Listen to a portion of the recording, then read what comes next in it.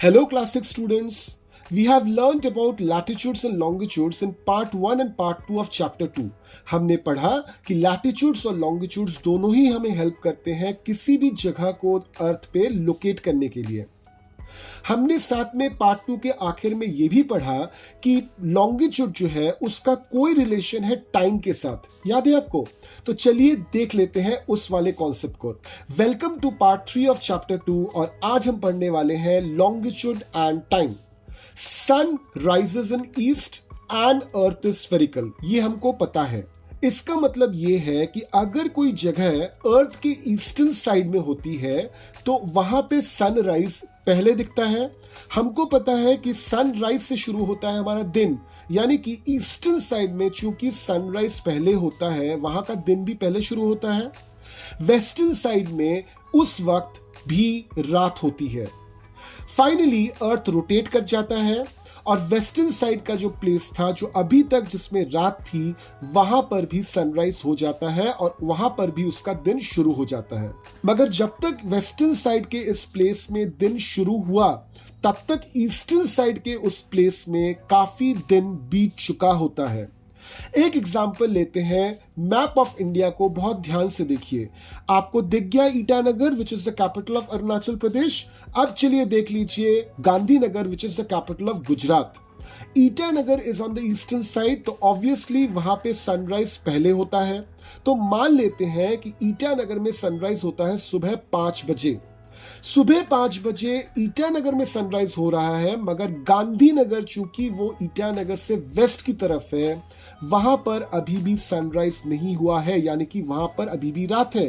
अर्थ जब finally rotate कर जाएगी तो मे बी गांधीनगर में सनराइज हमको दिख जाएगा सुबह 5:10 पर। यानी कि हमको एकदम क्लियर हो जाता है कि अर्थ के ईस्टर्न पार्ट में जो भी जगहें हैं वहां पे सनराइज पहले होता है in comparison to places which are on the left. तो सिंपल भाषा में हम बोल सकते हैं कि ईटानगर का जो टाइम है वो गांधीनगर के टाइम से 10 मिनट आगे चल रहा है।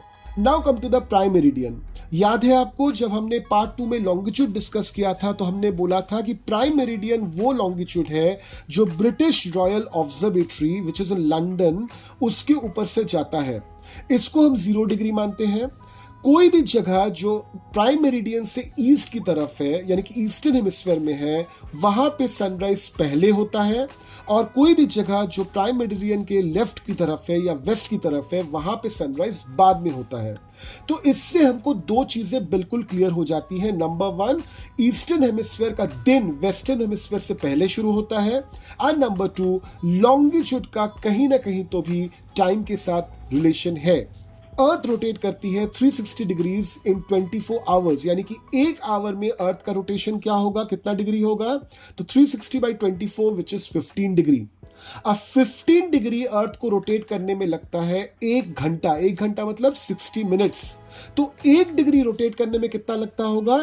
That is 4 minutes. इस कैलकुलेशन को देखकर अगर मैंने आपको यह बताया कि कोई एक जगह प्राइम मेरिडियन से 15 डिग्री ईस्ट पर है और इस समय प्राइम मेरिडियन पे दोपहर के 12 बजे हैं, तो उस जगह का टाइम क्या होगा? तो इसको हम आसानी से निकाल सकते हैं।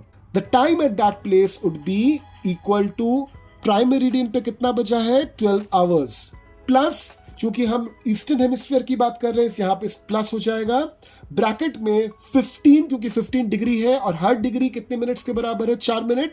तो 15 into 4 यानी कि 12 आवर्स प्लस 60 मिनट्स। 60 मिनट्स का मतलब होता है 1 hour, that means 12 hours plus 1 hour, that means 13 hours.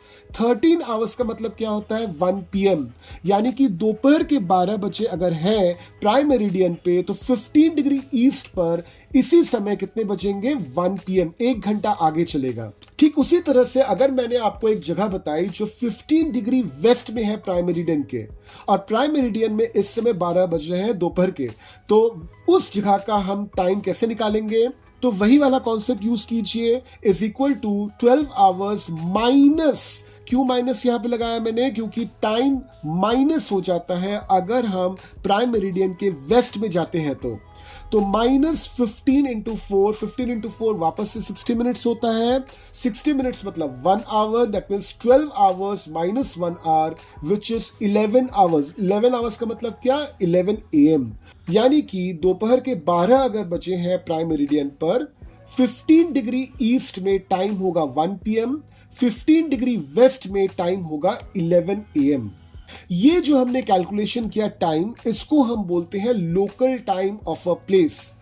हमेशा याद रखिए, एक ही लॉन्गिट्यूड पे जितनी भी जगहें होती हैं, सबका लोकल टाइम सेम होता है। एग्जाम्पल ले लेते हैं, वॉशिंगटन DC जो यूनाइटेड स्टेट्स में है, और लीमा जो साउथ अमेरिका के पेरू नाम के कंट्री में है।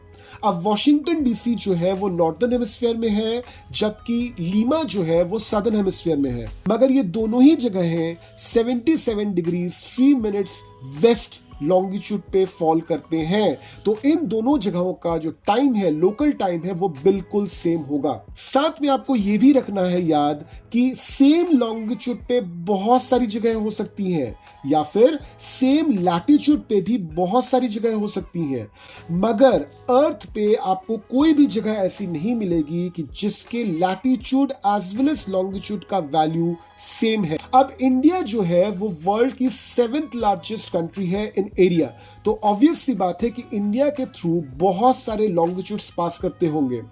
तो ऐसे में इंडिया में बहुत सारे लोकल टाइम्स होने चाहिए। आप इमेजिन कीजिए तो एक ऐसा सिचुएशन कि अगर इंडिया में बहुत सारे लोकल टाइम्स हुए तो क्या होगा, कितनी मुश्किल हो जाएगी एक कॉमन रेलवे टाइम टेबल बनाने में, कितनी मुश्किल हो जाएगी एक कॉमन फ्लाइट शेड्यूल बनाने में। और मे बी आप अपना फेवरेट कार्टून देखना चाहते हो चेन्नई में बैठकर, और ये कार्टून टेलीकास्ट हो रहा है लेट्स से फ्रॉम दिल्ली, तो कितना टाइमिंग मिसमैच हो जाएगा। तो इस कंफ्यूजन को अवॉइड करने के लिए इंडिया ने क्या किया है, 82.5 डिग्री ईस्ट लॉन्गिट्यूड जो इलाहाबाद शहर के ऊपर से गुजरता है, उस लॉन्गिट्यूड के टाइम को स्टैंडर्ड टाइम ऑफ इंडिया मान लिया है। अब इसको हम लोग बोलते हैं IST या इंडियन स्टैंडर्ड टाइम। और अगर हम कैलकुलेट करें तो IST जो है प्राइम मेरिडियन के टाइम से 5 आवर्स 30 मिनट्स आगे चलती है। अब इसी चीज का इंपैक्ट देखिए कि अगर लंदन में दोपहर 2 बजे कोई क्रिकेट मैच शुरू होने वाला होता है, तो उसको हम इंडिया में 5.5 घंटे आगे मतलब 7:30 PM को देखते हैं लाइव टेलीकास्ट में। अब ऐसी बहुत सारी कंट्रीज हैं जिनका एरिया बहुत फैला हुआ है, और इस वजह से वहां पे मल्टीपल स्टैंडर्ड टाइम है। जैसे रशिया में 11 स्टैंडर्ड टाइम्स फॉलो किए जाते हैं। अगर हम लॉन्गिट्यूड्स की बात करें तो वेस्टर्न हेमिस्फीयर में 179 लॉन्गिट्यूड्स हैं, ईस्टर्न हेमिस्फीयर में 179 लॉन्गिट्यूड्स हैं। अब ये जो 180th लॉन्गिट्यूड है वेस्टर्न हेमिस्फीयर का as well as eastern hemisphere का, ये दोनों एक दूसरे को ओवरलैप करते हैं, और इसको हम लोग बोलते हैं इंटरनेशनल डेट लाइन। अगर इंटरनेशनल डेट लाइन से ईस्ट कोई ट्रैवल करता है तो डेट सब्सट्रैक्ट हो जाता है, और अगर इंटरनेशनल डेट लाइन के वेस्ट में कोई ट्रैवल करता है तो डेट ऐड हो जाता है। यानी कि अगर मान लीजिए कोई देश है इंटरनेशनल डेट लाइन के ईस्टर्न साइड में और वहां पे डेट है 31 दिसंबर 2022, तो अगर आप चले आते हो western side of international date line पे, वहां पे डेट होगा 1 जनवरी 2023। अब ये जो इंटरनेशनल डेट लाइन है ये कोई स्ट्रेट लाइन नहीं है, जैसे हमने लैटिट्यूड्स को देखा स्ट्रेट लाइन है, लॉन्गिट्यूड्स को देखा स्ट्रेट लाइन है, ये कोई स्ट्रेट लाइन नहीं है, ये कर्व्ड लाइन है, ये जिगजैग लाइन है। ऐसा क्यों है? क्योंकि इंटरनेशनल डेट लाइन जहां से खिंची होती है वहां पे बहुत सारे छोटे छोटे आइलैंड्स पड़ते हैं। अब अगर हम इंटरनेशनल डेट लाइन को आइलैंड्स के ऊपर से ले जाए तो क्या होगा कि एक ही आइलैंड के एक तरफ एक डेट होगा, दूसरी तरफ दूसरा डेट होगा। तो इस कंफ्यूजन को अवॉइड करने के लिए, ताकि डेट प्रॉपर्ली डिस्ट्रीब्यूट रहे, ये लाइन जो है ये जिगजैग है। तो आई एक्सपेक्ट आपको concept of time with longitudes पूरी तरह से क्लियर है। तो चले आते हैं पेज नंबर 16 पर, और वहां पे देख लेते हैं इस चैप्टर के क्वेश्चन आंसर्स। क्वेश्चन नंबर 1 के अंदर जितने भी क्वेश्चंस हैं इन सबका आंसर आपको पार्ट 1, पार्ट 2 और पार्ट 3 में मैंने एक्सप्लेन कर दिया है। तो वापस से आप पार्ट 1, पार्ट 2, पार्ट 3 को ध्यान से देखिए, इन सभी क्वेश्चंस का आंसर वहां पे आपको मिल जाएगा। क्वेश्चन नंबर 2 में चले आइए, tick the correct answers. A वाला part, the value of prime meridian is, तो वैल्यू ऑफ प्राइम मेरिडियन क्या होता है? 0 degree, so it is A का 2।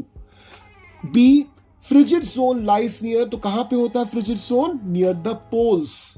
2 का C, total number of longitudes are, add कीजिए जरा, ईस्टर्न हेमिस्फीयर में 179, वेस्टर्न हेमिस्फीयर में 179, प्लस 1 है आपका प्राइम मेरिडियन, प्लस 1 है आपका इंटरनेशनल डेट लाइन, तो कितने हो गए? 360।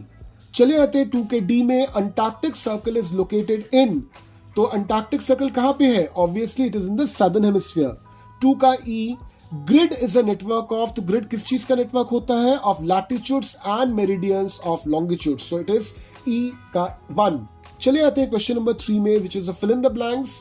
ए वाला part, tropic of Capricorn is located at, तो किस डिग्री पे ट्रॉपिक ऑफ कैप्रिकॉन लोकेटेड है? It is 23.5 degree south. Standard meridian of India is what? It is 82.5 degree east. 0 degree meridian को हम किस नाम से पुकारते हैं? Obviously it is prime meridian. The distance between longitudes decreases towards, तो किस तरफ जाते हैं? तो डिस्टेंस बिटवीन लॉन्गिट्यूड डिक्रीज होता है टुवर्ड्स द पोल्स। 3 का E, Arctic circle is located in the dash hemisphere, तो किस हेमिस्फीयर में होता है Arctic circle? In the northern hemisphere. तो इसके साथ हमारा चैप्टर 2 कंप्लीट हो जाता है। अगले सेशन में हम स्टार्ट करेंगे chapter 3, motions of earth. Chapter 1 और चैप्टर 2 के सभी वीडियोस को दोबारा देख लीजिए, कोई भी कंफ्यूजन बचना नहीं चाहिए। अगर फिर भी आपको कोई डाउट या कोई भी कंफ्यूजन है तो बेहिचक मुझे कांटेक्ट कीजिए। मेरी ईमेल आईडी और व्हाट्सएप नंबर दोनों मैंने डिस्क्रिप्शन में दे रखे हैं। अपने दोस्तों के साथ इन वीडियोस को शेयर कीजिए, उनको भी बोलिए इन वीडियोस को लाइक, कमेंट और चैनल को सब्सक्राइब करने के लिए। साथ में आप भी इन वीडियोस पे लाइक, कमेंट और चैनल को सब्सक्राइब कर लीजिए।